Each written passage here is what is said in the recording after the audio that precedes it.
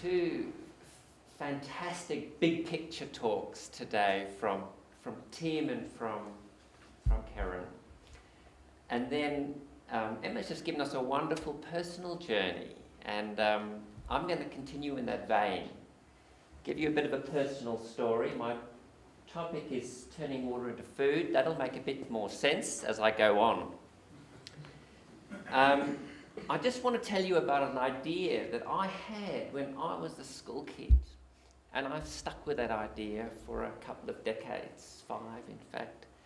And that idea has grown. That idea has grown. And I know that for those of you at school, you've probably got an idea or the beginnings of a passion. If you had to stand where I'm standing, you couldn't make it coherent. You couldn't convince the audience. It's incomplete. It's probably a bit naive. But stick with it because it'll grow. So I was born in the 60s, and my mum had this rather irritating thing she used to say to me, Richard, you must eat all the food on your plate. There are lots of children starving in Africa. Now, it's not a totally ridiculous thing to say. I grew up in Africa, but the logic doesn't totally work because how does me eating food I don't want to eat help someone who's hungry?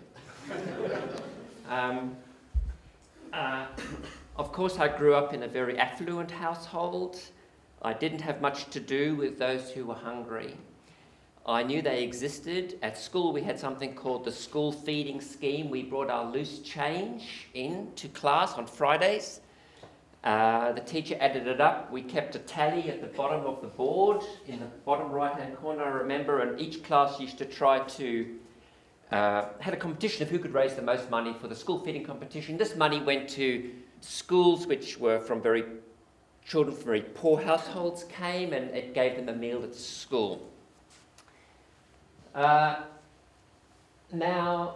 I'm going to give you one image from every decade, and maybe. So I'm also a keen vegetable gardener. So in those days there were no smartphones, you know that, no computers. We didn't even have TV in our country. No one did, not just us.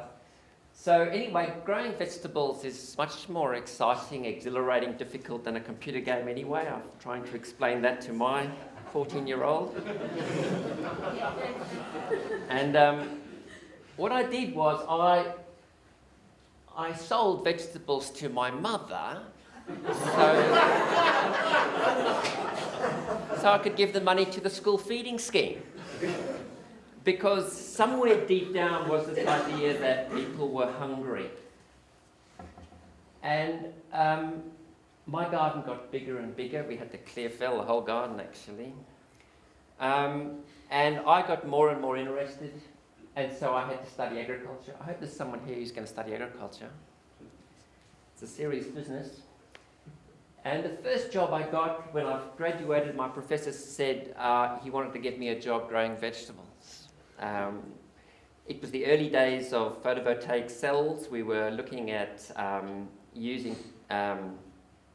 photovoltaics to pump water to grow vegetables. And so, because the panels were so expensive in those days, the water was expensive, we had to use very little of it. And so that was my interest in connecting water and food. So I spent quite a lot of time at the university, and then we moved to Canberra. I joined CSIRO in the 1990s. That's the first house we lived in Canberra. That's 26 Farrer Street, Bratton. It's still there. What's interesting about it is that's how people, when Canberra started, thought we should live. A tiny house on a big block. We don't, we now have big houses on small blocks, but that's not even the whole garden, actually. See that little baby there? That baby's gone the whole way through Radford and works in Treasury. But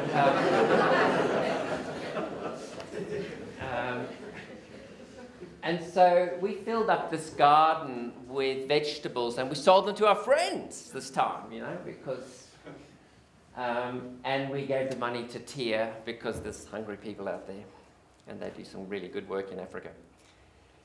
So, but I'm a scientist, so I have a lab. I've got the messiest lab in Cairo. I get into lots of trouble about that, but I like to invent things, and I really want to invent things that can make people understand water, because it's not easy to understand, and I spend a lot of time in Africa, and I want to invent things that can make people enjoy learning about water, but they have to be simple, they have to be very inexpensive. So in 2010 I got to write a book about this. It's in your library, I'm just assuming you've read it, but just in case you haven't, then on the first page, every calorie of food you eat takes a litre of water at least, or maybe 2. Okay, so that's because we eat plants, or we eat animals that eat plants, and plants need to photosynthesize, and photosynthesis needs water. So if we eat 2,500 calories a day, which we do, that's about 5,000 litres of water. That's 5 tonnes a day. Hey, that's each of us every day. So that's a lot of water. So we haven't got a lot of the stuff. So we're running out. So we've got to understand it. So I spend my life building instruments that can help people understand water. I should say this is written for a lay audience. There's not a single equation in there, or graph, or figure. So here's some of the things that I've made. I actually bought some in this bag just so you know that they really do exist. And I'm actually going to... Where's that timer you said was going to be here? You said you were going to put a timer in front of me. You've got a clock. Hands, Richard. Do I need hands? No, the time's all in your hands, mate. Okay. Okay, well, I won't be long. I'll just explain something very quickly. Just as well you left these props here. So the soil is like a sponge. It holds water, okay? Like this sponge. And when you wet the soil, you get this thing called a wetting front that's going down. Can you see the dark line? And the speed that wetting front goes down into the soil depends on the type of soil you've got and how dry that soil is before I started to water. Okay. And this instrument you can see on the right here is buried in the soil. And as that wetting front comes down, as you can see there, it gets caught in this funnel. It converges the flow. It produces supersaturation down the bottom. It pops up a flag like that. So the farmer knows how deep the water's gone in their soil. If the water goes very shallow, it just burns off from evaporation the next day off the soil surface. If it goes too deep, the plants can't get it. Okay, so we build tools like that. And we use them in our projects in Africa. Let's have the next slide, Dominic. So I'm going to just hold on one sec.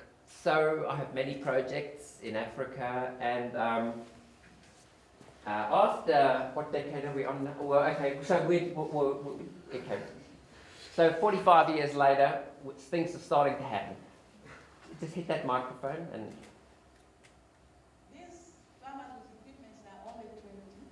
We have about 200 farmers. They have observed that the crops in the farms where this equipment are put are doing better. So what they think is maybe this is some fertilizer or some nutrient. So there is a need of more tools. They want to have a tool at each different location, depending on the characteristics. So that is the challenge. We need more of these tools. So in my work, I had a vision for the farmers I work with. Many are illiterate, but they're very intelligent. And they have deep knowledge of their farms. And the idea is, can you give them tools that can structure their experiential knowledge, that can help them to make their tacit knowledge explicit, is the terminology we use. To give tools that can allow them to talk about what they know and to improve what they're doing. And we're just beginning to see this happening. I'm going to show you another one here. This one's a little bit different. This one, as you can see here, it's got these coloured lights. You connect it up to these probes that sit in the ground. I can't do that for you now. And you get this a kind of a colour. This is depth. Each light is a different depth in the soil, and each depth can turn a different colour depending on how dry the soil is. Okay, so where's my prop here? So if the soil's wet, a plant can easily suck water out. Okay, and then the light goes blue where the sensor is. But if the soil's really dry, the plant can suck all it likes, but it can't get any water out. Now, I spend my life trying to explain how these things work to people, but I was in Zimbabwe last month, next slide, and I came across this guy who explains it much better than me. Okay, so I thought I'd let him do it. But he's got an accent, okay? This thing's called a chameleon. In fact, I didn't name it, one of my African students named it. He said, look, it changes colour depending on the surroundings. So they called it a chameleon.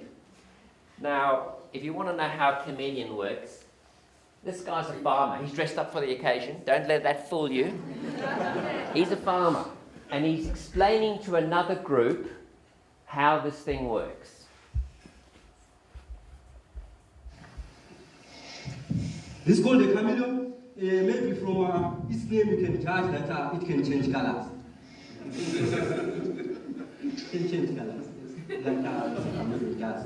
A chameleon will suit everything around its environment. So this thing will suit everything as pertains the conditions of the soil in terms of moisture. You see, it's all blues.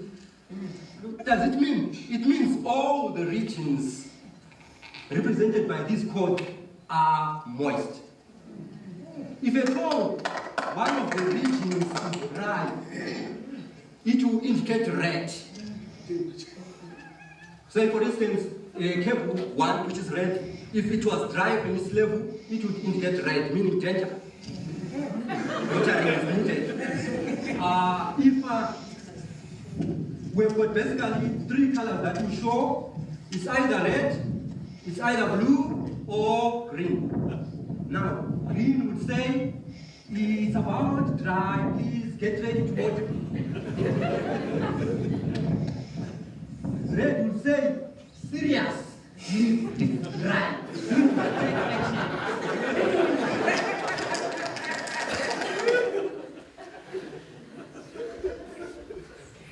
Seriously, it's dry. Please take action.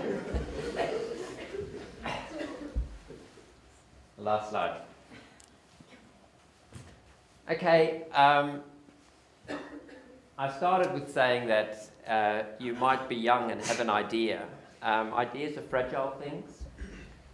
I want you to have a look at this graph here. It's got axes of optimism and pessimism on the y-axis. It's not an SI unit, but it's how we experience life. And time on the y-axis. Now, when you start off with your idea, whichever one it is, people are skeptical. That won't work. That won't work. Tried before. But you go anyway. You have a crack anyway. And you start getting a bit of traction. And you say, well, no, this is going to work. I'm enjoying this. And then you get to the high point where you say, I'm onto something. I'm onto something, But then you put this idea into practice, into action. Now it's not just in your own head. You've got to really make this thing work, and you find out that it's harder than you thought. And you go a bit longer, and you say, "Is it worth it? Is it worth it? Why don't I just do what everyone else is doing, what I was doing before?" And then you go below the line into this pessimism area, and below the line, you learn the things you need to learn. It's nicer on the upside, but it's more important to spend time on the downside. It's where you learn that not everything you've been told was true. You have to unlearn things. You have to see things in a new way. You have to find people who know things that you don't know. You have to learn to see the world in a different way. And if you can stay there long enough, you will find the things you need. And one day you will say, maybe this can work. Maybe this can work. And if you keep going, you will see the beginnings of something that might look like success. Thanks very much.